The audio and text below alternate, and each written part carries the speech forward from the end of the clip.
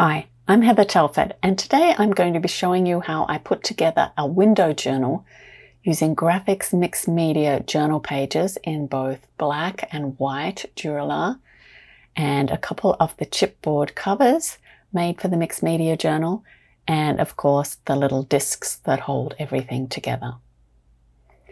These are some of the other supplies that I'll be using during this tutorial. All of the picture pages in my window journal are going to be done on white.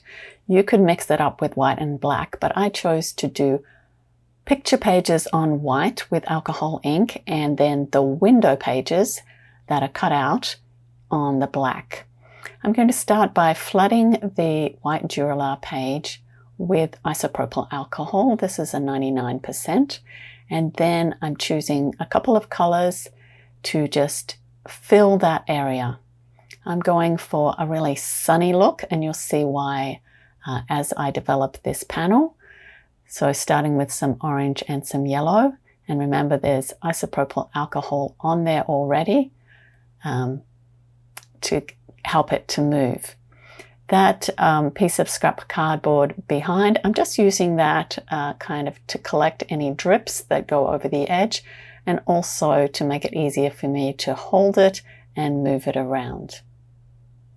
What I'm after on this panel is circles within circles, and you'll see as I go along that I don't get perfect circles. I get kind of blobs within blobs, but that's okay. What I want is a center and shapes radiating out from that center. And the best way for me to do that is to drop a color on the panel and then drop some isopropyl alcohol on top to move it. And I also help it along a little bit with the air blower, pointing the air blower directly downwards into the center to kind of push that ink outwards. You can see already that I'm not getting perfect circles, but I am getting shapes within shapes. And I can push that ink out with the air blower and just tilt it a little bit, and I'm creating a pattern that is going to work, especially when I lay my window page over the top. The window pages that you'll see in a moment, I cut with my Cricut. I cut them from black Dura, and you could do the same sort of thing with dies. If you had dies in the shapes that you wanted for your windows, you could even do it with a craft knife. I just found it very convenient to cut my windows with a Cricut. I was doing very simple shapes that are free on the Cricut design space. This one, the starburst one, is just triangles that I was able to cut. And for the other window pages, I used a mix of triangles, squares, and rectangles. Simple on the Cricut, but also they would be simple to do with dies or even with a craft knife. Or you could get a lot more elaborate than I did and use some quite fancy dies. When I was designing the starburst for my first window, I cut several samples and practice versions out of white Dura, and I kept all the little triangles that I cut out, and they are going to be key in this next design that I'm doing. Once again, flooding the white Dura panel with isopropyl alcohol first, and then I'm adding 2 greens, and you can see they're already moving around, but I'll use the piece of cardstock to just help me lift and tilt everything there. You can see I'm using gloves too, because I tend to get quite messy when I work with alcohol inks, so to have some gloves just saves my fingers and fingernails a little bit. I'm trying to get color to cover pretty much the whole panel, but you don't have to get it in all the nooks and crannies. Getting it around those little spaces where you add the discs. My aim for this panel is to create a little forest of triangular trees, and when you lay these triangles down into wet ink, they are going to leave an impression, a triangular impression on the panel. But it is going to take a while to dry. So just be prepared to leave it for a while and let it dry. I lay the ones the bottom down first, so they would look like the foreground trees, and then the further back, the more into the forest that you get. I was just trying to help the drying process a little bit up the top there and blew my tree over. So maybe it'll be a little bit more patient than me. And that ink is definitely still wet under all the trees. So I'm just pressing them into the ink, giving them a little bit of extra pressure. And then I'm going to let that dry for at least 20 minutes, maybe more. While it's drying, I'm going to add some splatter just with the isopropyl alcohol, and it'll look like stars or snow, whatever you want it to look like. It's just little dots in that green sky.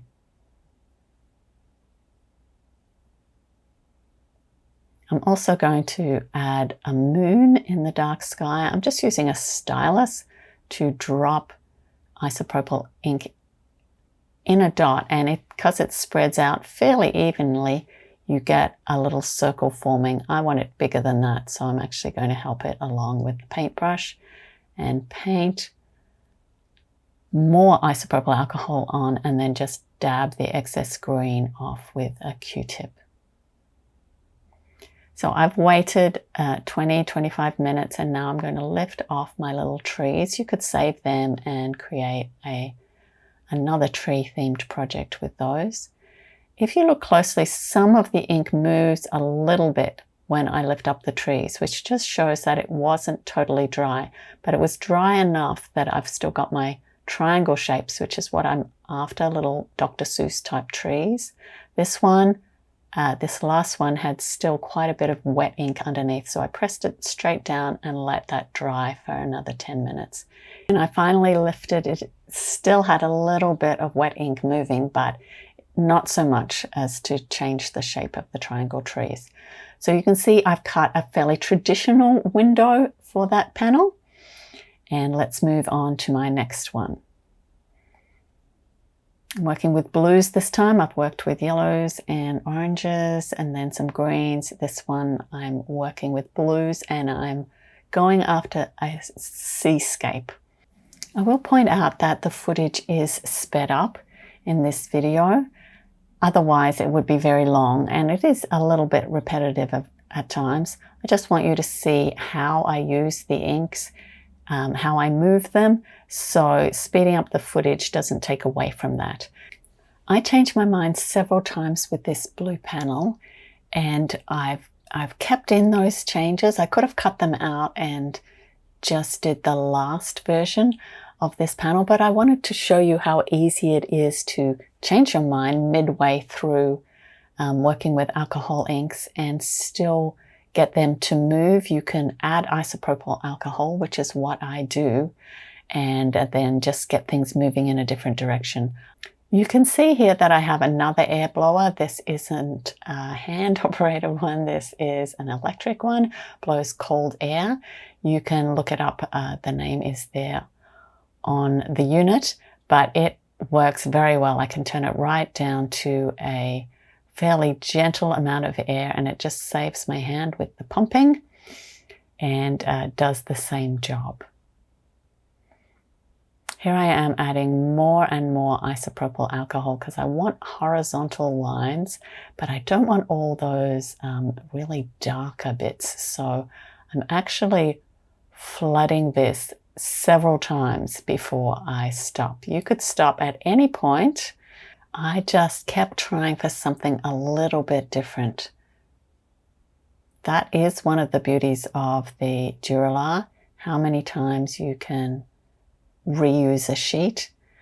As I said, I'm not bringing this back to white, but I have often taken a panel right back to white and then started again. But this one, I've got all that blue ink on there, and I just want to blow it into a design that looks a little bit like under the ocean. And there, that's why I wanted horizontal lines, because my windows on this panel are vertical. On this last pattern panel, I'm using a technique which is definitely a favorite of mine on the white Dura with alcohol inks. Again, I flooded it with isopropyl first. I'm adding my purple and red inks fairly randomly and letting them move a little bit. I don't want to tilt them and mix them so much that I don't have individual red and purple anymore. I don't want a new purple, but I just want coverage over the whole thing. Again, I don't want it dry either because I'm going to drop a stencil on top, and so I need that ink to be wet so that it dries with the pattern of that stencil. Now, it looks like it's disappeared. It hasn't. It's kind of congregated underneath the lines of the stencil, so you can see as I blow the air around that that ink is still moving. So just using the air blower speeds things up a little bit, but I am going to leave it for a while untouched just so that I can be sure that it dries really, really well. Again, I'm going to add some splatter because I just love splatter. And what it does here is add really magical little dots in the spaces between those lines on the stencil. As I press it down on the edges, you can see there's still quite a bit of alcohol ink pooling there. So I can try and blow that back in, or I can just blow it out the sides, and that's why I still have that little bit of scrap cardboard there behind to collect some of that ink that's getting blown right off the panel. When it is dry, I pick it up, but I just kind of pull it up halfway before I take it right off to make sure it's not going to keep moving. For my last window, I've just got 3 quirky little houses. I hope this video has given you some ideas for using your mixed media journal pages. I painted 2 covers white and then again used the Cricut to cut words out of the front cover and a window out of the back cover, and I just glued some more alcohol ink panels behind those covers.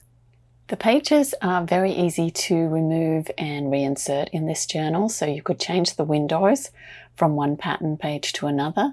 You can also see the blank backs on my pattern pages, so you could make more designs, so the window would be in front of one on the left, one on the right. The possibilities are endless. I hope you're inspired to try some window pages. Thanks for joining me today. Make sure you check out grafixarts.com and heathertelford.com for more ideas. Take care.